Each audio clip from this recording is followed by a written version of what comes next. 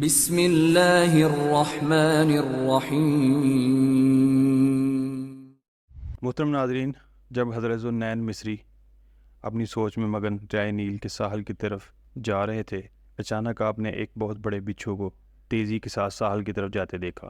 آپ اس کی طرف متوجہ ہو گئے اور اس کے پیچھے پیچھے پانی کے کنارے جا پہنچے۔ آپ نے دیکھا کہ دریا میں سے ایک مینڈک نکلا۔ بچھو اس کی پیٹھ پر سوار ہوا اور وہ مینڈک اسے لے کر دریا میں تیرنے لگا اور دریا پار کر گیا۔ حضرت ذوالنین مصری بھی ان کے پیچھے پیچھے دریا کے پار چلے گئے۔ آپ جب دوسرے کنارے پر پہنچے تو بچھو مینڈک کی پیٹھ سے اتر کر ایک طرف کو چلنے لگا۔ تھوڑی دیر چلنے کے بعد وہ ایک درخت کے نیچے جا پہنچا۔ آپ نے دیکھا کہ وہاں ایک نوجوان زمین پر مدہوش پڑا ہوا تھا اور اس کے سینے پر ایک اژدھا اسے ڈسنے کے لیے اپنا پھن پھیلائے جھوم رہا تھا۔ وہی بچھو تیزی کے ساتھ آیا اور اس اژدھے کو ڈنگ مار دیا اور واپس چلا گیا۔ اس کے ڈنگ سے وہ اژدھا مر گیا۔ حضرت ذوالنین مصری نے سوچا کہ یہ نوجوان کوئی عام آدمی نہیں ہے بلکہ اللہ کا کوئی خاص بندہ ہے، لہذا اس کی قدم بوسی کرنی چاہیے۔ آپ اس کی قدم بوسی کے لیے اس کے قریب ہوئے تو اس کے پاس سے شراب کی بڑی سخت بدبو آئی۔ آپ حیران ہو گئے کیونکہ وہ تو ایک شرابی کبابی گنہگار آدمی تھا۔ اتنے میں انہیں الہام ہوا کہ اے ذوالنین، حیران کیوں ہوتا ہے؟ یہ بھی ہمارا ہی بندہ ہے۔ اگر اللہ تعالیٰ صرف نیکوکاروں کی ہی حفاظت فرمائے تو گنہگاروں کی حفاظت کون کرے گا؟ آپ اس بات سے وجد میں آ گئے اور کافی دیر تک وجد کی کیفیت میں یہ شعر پڑھتے رہے۔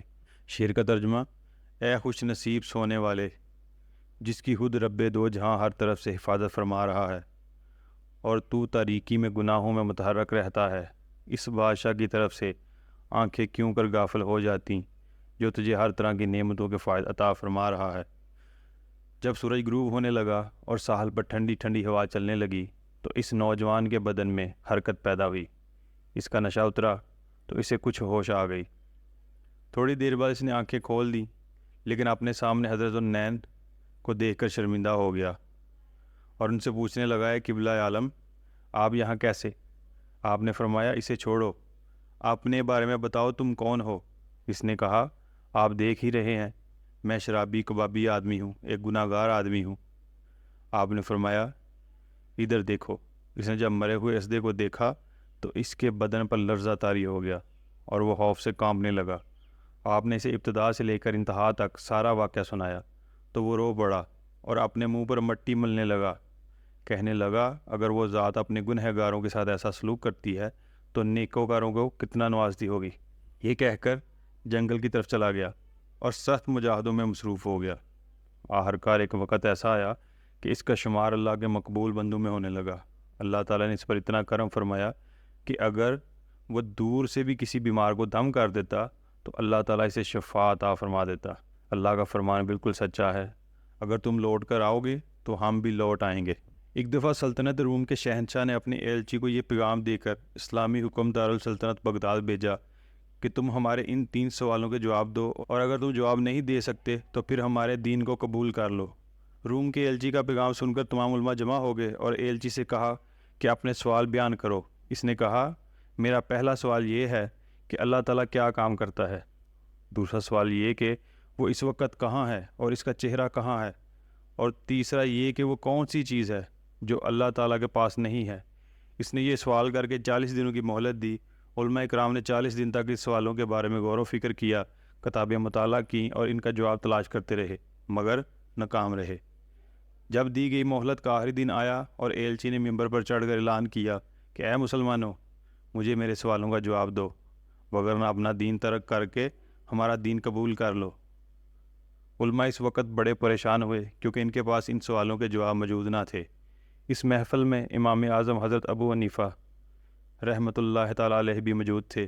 آپ کی عمر اس وقت 15 سال تھی۔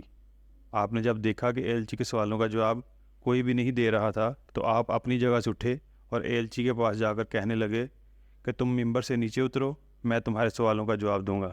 ایلچی ممبر سے نیچے اتر آیا اور آپ ممبر پر اس کی جگہ بیٹھ گئے اور فرمانے لگے، تمہارے پہلے سوال کا جواب یہ ہے کہ اللہ تعالیٰ نے اس وقت یہ کام کیا کہ تجھے ممبر سے نیچے اتارا اور مجھے اس پر بٹھا دیا۔ اس طرح اللہ تعالیٰ عزت دیتا اور ذلت اور رسوائی میں مبتلا کرتا ہے، اور وہ زندہ کرتا ہے اور مارتا ہے، وہ چیز جو اللہ تعالیٰ کے پاس نہیں ہے وہ محتاجی ہے، کہ اللہ تعالیٰ کسی کا محتاج نہیں ہے۔ تیسرے سوال کا جواب یہ ہے کہ جب تو رات کو شمع روشن کرتا ہے جو کہ محلوق کی بنائی ہوئی چیز ہے، اگر تو اس کے چہرے کا تعین کر دے تو پھر میں تجھے اللہ تعالیٰ کے چہرے کا تعین بھی کر دوں گا۔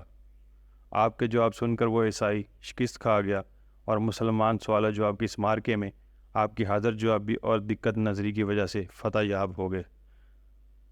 محترم دوستو، اگر آپ کو میری آج کی یہ معلوماتی ویڈیو پسند آئے تو اس کو لائک کر دیجئے، اور اگر آپ چاہتے ہیں کہ اسی طرح کی اچھی اچھی ویڈیوز آپ کو ملتی رہیں تو میرے اسلامی و اصلاحی چینل کو سبسکرائب کر دیجئے اور اس کو صدقہ جاریہ سمجھ کر زیادہ سے زیادہ شیئر کریں۔ جزاک اللہ، اللہ ہم سب کا حامی و ناصر ہو۔